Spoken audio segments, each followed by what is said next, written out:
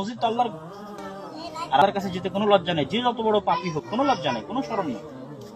যত বড় গুনাহগার হোক, অপবিত্র থাক, উলঙ্গ থাক, কিছুই থাক, ও হিন্দু হোক, খ্রিস্টান হোক, কোনো সমস্যা নেই, কোনো সমস্যা নেই। আল্লাহর ঘর, আল্লাহর ঘরে সবাই যাবে। চেষ্টা করবেন ইনশাআল্লাহ, নাকি ভাই? আচ্ছা, জি। চেয়েছেন একজন অমুসলিম যদি মসজিদে ঘুমান তখন আমাদের করণীয় কি? দেখুন, অমুসলিম মসজিদে অবস্থান করা জায়েজ আছে কিনা এ সম্পর্কে আমরা রাসূল আকরাম সাল্লাল্লাহু আলাইহি ওয়াসাল্লামের একটা হাদিস থেকে নির্দেশনা পাই। আমরা জানি যে একজন অমুসলিম যিনি কোন একটি গোত্র প্রধান ছিলেন, রাসূল আকরাম সাল্লাল্লাহু আলাইহি ওয়াসাল্লামের সাহাবীরা তাকে গ্রেফতার করে নিয়ে এসেছেন কোন একটি যুদ্ধবন্দী হিসাবে বা কোন একটা ঘটনার প্রেক্ষিতে। তারপরে তাকে নবী সাল্লাল্লাহু আলাইহি ওয়াসাল্লাম এবং সাহাবায়ে কেরাম তাকে মসজিদের ভেতরেই কিন্তু আবদ্ধ করে রেখেছেন। তার মানে মসজিদে থাকা যে তাদের অমুসলিমদের জন্য মানে সাময়িক সময়ের জন্য সেখানে অবস্থান করা এটি কোনো হারাম কাজ নয়। যদি হারাম হতো তাহলে তাকে এখানে অবস্থান করার অনুমতি দেওয়া হতো না। আসসালামু আলাইকুম প্রিয় দর্শক, চলে আসলাম আরেকটি ভিডিও নিয়ে। ভিডিওটি দেখলেন, খুব চমৎকার একটি ভিডিও। আমাদের প্রিয় ভাই আব্দুল্লাহ বিন আব্দুর রাজ্জাক কি সুন্দরভাবে তিনি অমুসলিম ভাইদেরকে বুঝিয়ে দিলেন মসজিদ তো আল্লাহর ঘর, আর আল্লাহর ঘরে সবাই আসতে পারে। সে হোক না কেন ইহুদি, সে হোক না কেন খ্রিস্টান, সে হোক না কেন বৌদ্ধ, সে হোক না কেন হিন্দু, প্রত্যেকেই মসজিদ আসতে পারে। আল্লাহর কাছে আসতে কোনো লজ্জা নেই। আমাদের কাছে আসবে, সুন্দরভাবে তাদেরকে এনে আমাদের ইসলাম যে ধর্ম, সুন্দর ধর্ম, এটা তিনাদেরকে বোঝাতে হবে। আমাদের ইসলাম ধর্ম যে সন্ত্রাসবাদকে সাপোর্ট করে না, এটা অমুসলিম ভাইদেরকে জানাতে হবে।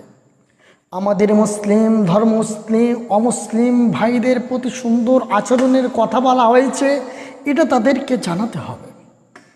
এই মুসলিম, সে পর প্রতিবেশী মুসলিম হোক কিংবা অমুসলিম, তাদের সঙ্গে শুদ্ধ ব্যবহারের কথা বলেছে, এটা তাদেরকে জানাতে হবে।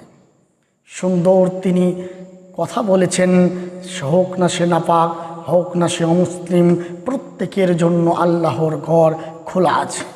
এবারে আপনি বলতে পারেন যে মসজিদ একটি হচ্ছে উত্তম এবং পবিত্র জায়গা, সে কিভাবে অমুসলিম এবং নাপাক শরীরে মসজিদে আসতে পারে।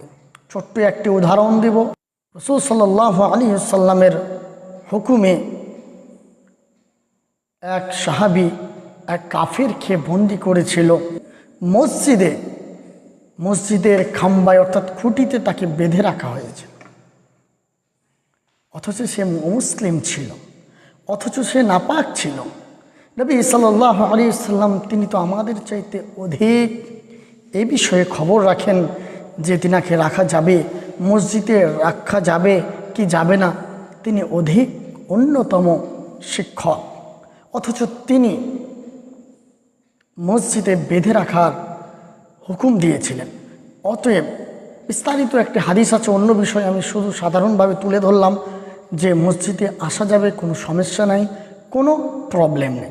অতএব আমাদের প্রত্যেককে মুসলিম অমুসলিম ভাইদের প্রতি সত্য ব্যবহার জানিয়ে ইসলাম ধর্ম যে অন্যতম ধর্ম, এটা প্রকাশ করতে হবে।